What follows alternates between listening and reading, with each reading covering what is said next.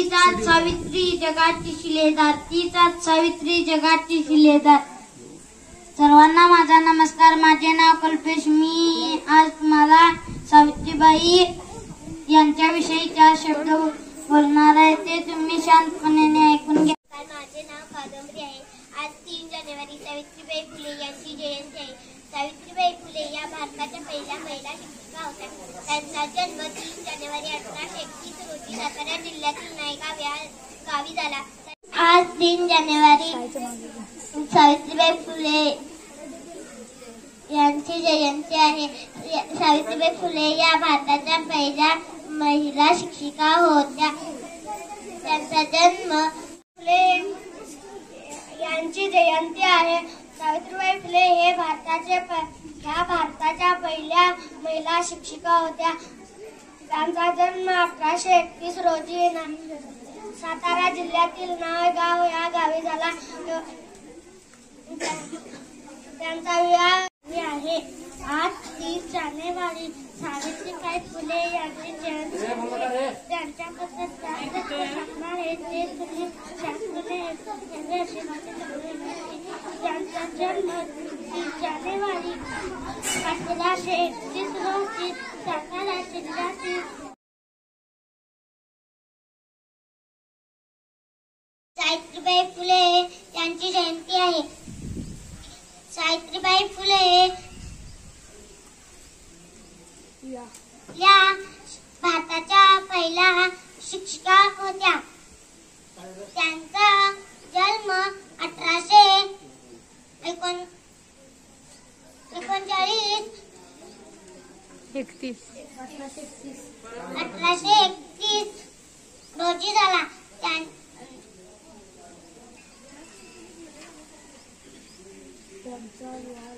त्यांचा विवाह लहानपणापासून ज्योतिबा फुले यांच्याशी झाला.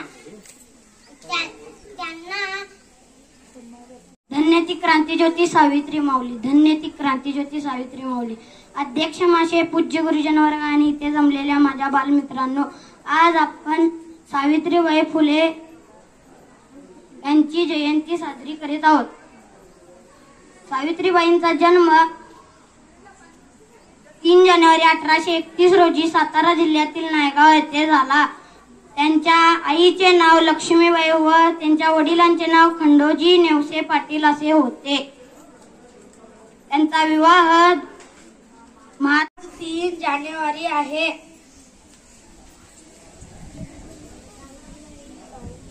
सावित्रीबाई फुले यांची जयंती आहे.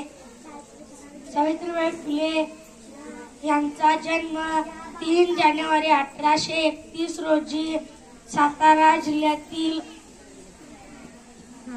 नायगाव या गावी झाला. त्यांचा विवाह लहानपण जमलेले मित्र मैत्रिणींनो, आज 3 जानेवारी सावित्रीबाई फुलेंची जयंती.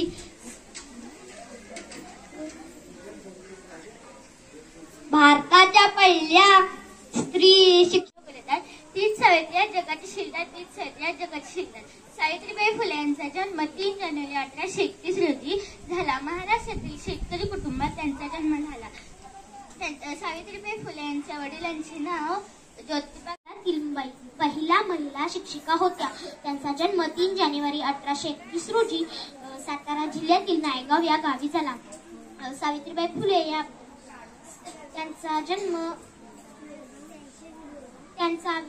त्यांचा विवाह लहान वयातच ज्योतिबा फुले यांच्याशी झाला. सावित्रीबाई फुले आणि ज्योतिबा यांनी भारतात मुलींची पहिली शाळा काढली.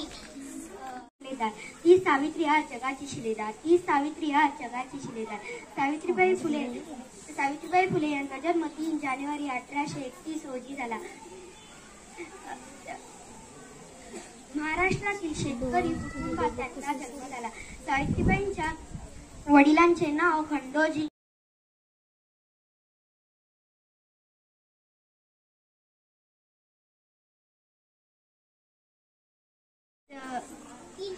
तीन जानेवारी 1831 रोजी सातारा जिल्ह्यातील नायगाव येथे झाला. त्यांचा विवाह लहान वयात ज्योतिबा फुले यांच्याशी झाला.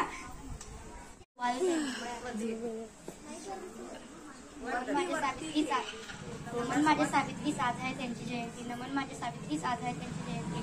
सर्वांना माझा नमस्कार. माझे नाव लावण्य आहे. आज 3 जानेवारी क्रांती ज्योत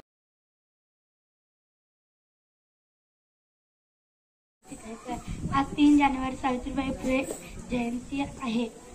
त्यांचा जन्म 3 जानेवारी 1831 रोजी नायगाव, सातारा जिल्ह्यातील नायगाव या गावी झाला. त्यांचा विवाह लहानपणी ज्योतिबा फुले यांच्याशी झाला. जयंती. सावित्रीबाई फुले या भारतातील पहिल्या महिला शिक्षिका होत्या.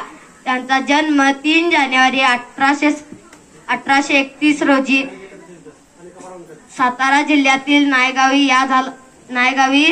गावात झाला.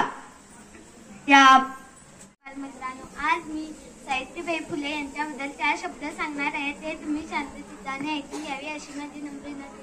सावित्रीबाई फुले यांचा जन्म 3 जानेवारी 1831 रोजी सातारा जिल्ह्यातील नायगाव येथे झाला. त्यांची आई सावित्रीबाई फुले यांच्याविषयी 4 शब्द सांगणार आहे. ते तुम्ही शांतचित्ताने ऐकून घ्यावे अशी माझी नम्र विनंती. ज्ञानज्योती सावित्रीबाई फुले या भारताच्या पहिल्या महिला शिक्षिका होत्या. फुले यांची जयंती आहे. सावित्रीबाई फुले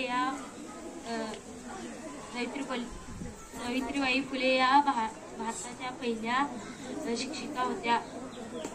यांच्याविषयी 4 शब्द सांगणार आहे. ते तुम्ही शांतपणे ऐकून घ्यावी अशी माझी नम्र विनंती. सावित्रीबाई फुले यांचा जन्म 3 जानेवारी 1831 रोजी सातारा जिल्ह्यातील नायगाव या गावी झाला. त्यांच्या आईचे नाव लक्ष्मीबाई तर वडिलांचे नाव खंडोजी नवसे पाटील हे होते. सावित्रीबाई फुले यांचा विवाह वयाच्या अवघ्या 9व्या वर्षी झाला. पुढे आणि जमलेल्या माझ्या प्रिय बालमित्रांनो, आज मी तुम्हाला सावित्रीबाई फुले यांच्याविषयी 4 शब्द सांगणार. ते तुम्ही शांतपणाने ऐकून घ्यावे अशी माझी नम्र विनंती. सावित्रीबाई फुले यांचा जन्म 3 जानेवारी 1831 रोजी सातारा जिल्ह्यातील नायगाव येथे झाला. त्यांच्या वडिलांचे नाव खंडोजी नवसे पाटील होते. त्यांच्या आईचे नाव लक्ष्मीबाई असे. आज मी तुम्हाला सावित्रीबाई फुले यांच्याविषयी थोडीशी माहिती सांगणार आहे. ते तुम्ही शांतपणे ऐकून घ्यावी अशी माझी नम्र विनंती. ती धारधार तलवार होती, स्त्री शिक्षणाचा अंगार होती. ती धारधार तलवार होती, स्त्री शिक्षणाचा अंगार होती. ती प्रेरणा होती, ती स्मृती होती, विद्येचा अलंकार होती. ती प्रेरणा होती, ती स्मृती होती, विद्येचा अलंकार होती. सावित्रीच्या बुद्धीला स्त्रियांच्या शिक्षणाचा पाया घातला. सावित्रीच्या बुद्धीला स्त्रियांच्या शिक्षणाचा पाया घातला. अशिक्षित अडाणी तो अभिभाषी शिकली. साठी करीली शाळा तो काढली. अशिक्षित अडाणी तो अभिभाषी शिकली. साठी करीली शाळा तो काढली. दुसरी